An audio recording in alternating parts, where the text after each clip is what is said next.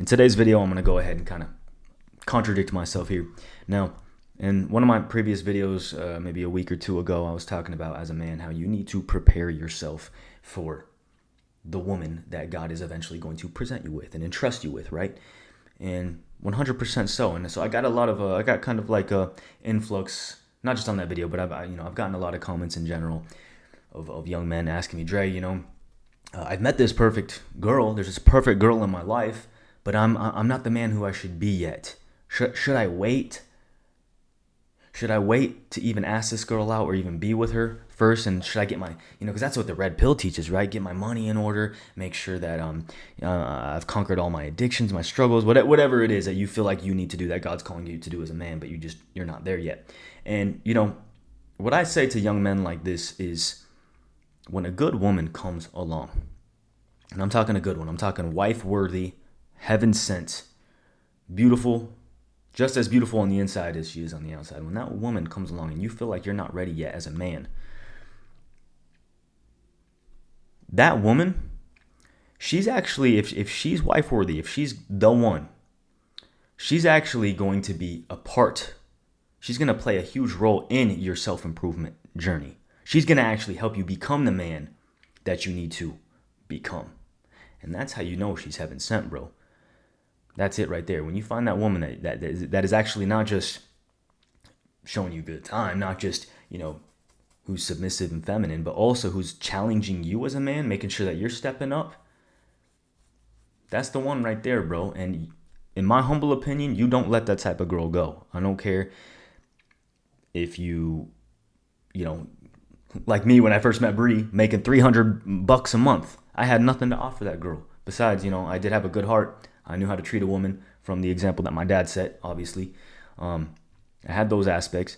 And that's the thing right there, bro. So, and what I was trying to say in my last video is, of course, if you don't have anybody right now, if you are a single dude, for the time being, yeah, prep. Of course, your downtime is your prep time. Work on yourself. Become the man that God has called you to be, right? Stay on that straight and narrow path.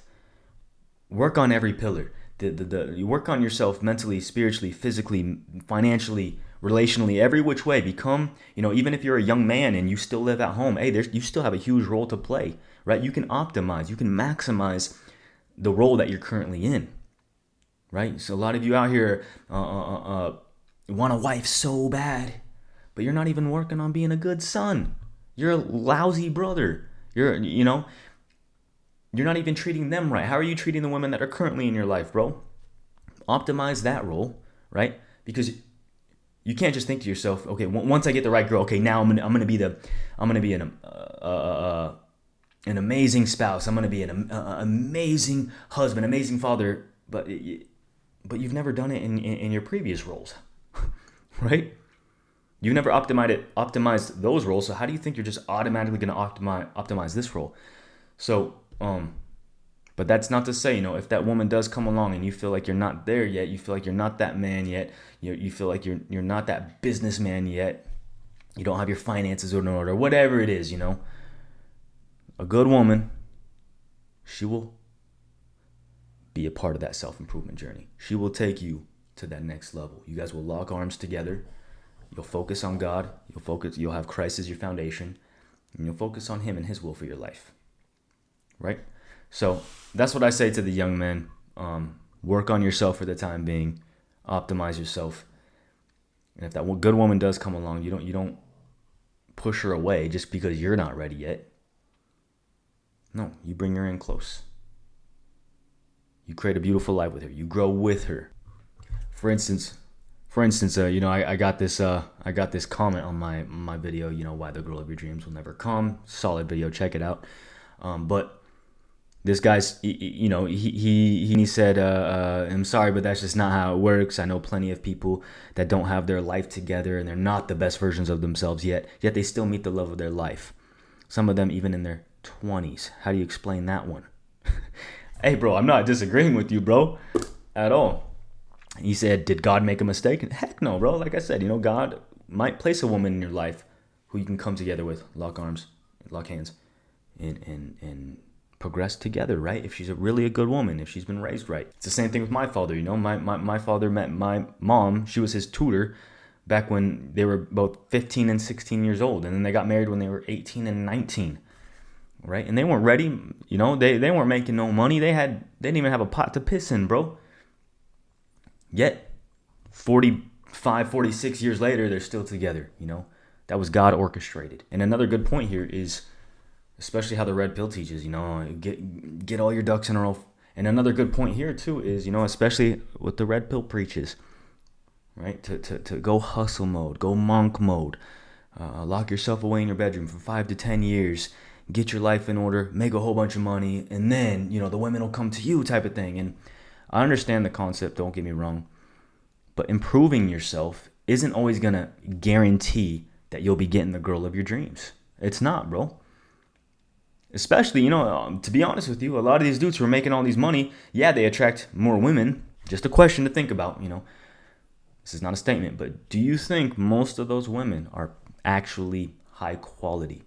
Do you think that they're actually looking for a high quality man, a man who's going to lead them back to Christ, who's going to lead a good and create a good, strong family unit dynamic, right? No, their eyes are on the prize, right? They're just looking. Most of the time, these types of women are just looking for the guy with the most money, with the most status, who can give them just a very luxurious lifestyle, pretty much. So in essence, it's actually better to find a woman when you're broke, when you don't got much. It's the same situation with me, bro. When I first met Bree, I was making $300 a month. I had really nothing to give, physically at least. I didn't have none of the superficial, materialistical things.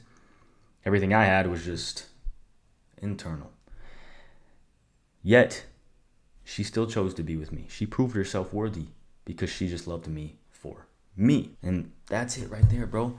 A woman's loyalty is tested when her man has nothing.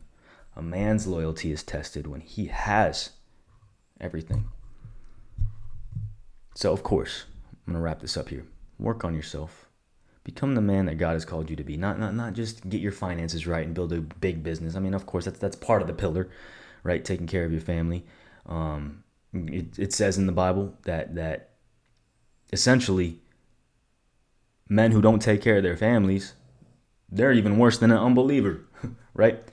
So, of course, work on those things, but even more importantly, work on optimizing the role that you're currently in. Work on being a good brother.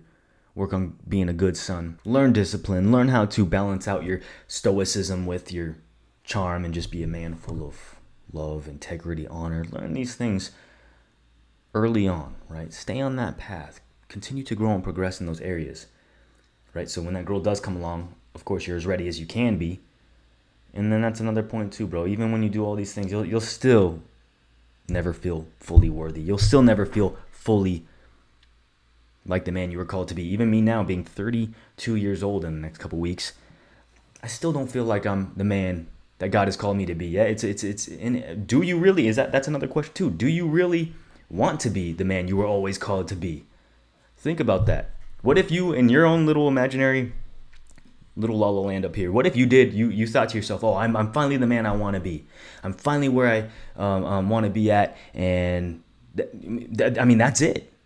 You're finally there. So realistically, you're capped off. You can't grow anymore. You can't even progress anymore because in your head, you think you're the number one guy.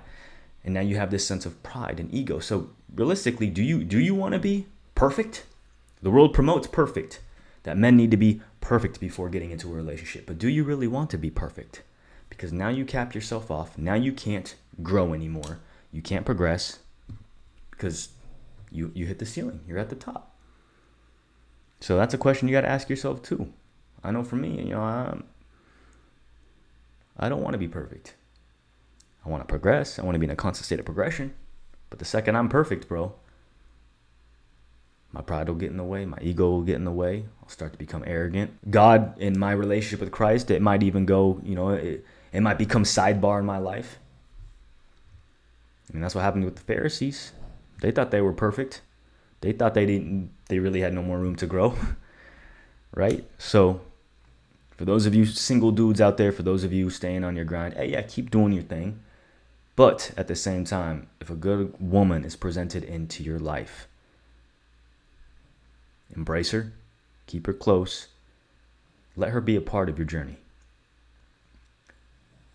Especially these days, there's few good women left, right? There's few good, virtuous, wife-worthy women. So if you find one, don't push her away because you're not perfect yet. No, perfect yourselves together. Join hands, lock arms, create a legacy, and be in a state of progression. Be in a state of chasing after Christ together. So, hey, I hope this message speaks to you today. Appreciate you. Join the Warriors Realm, our free community, and I'll catch you in there. Peace.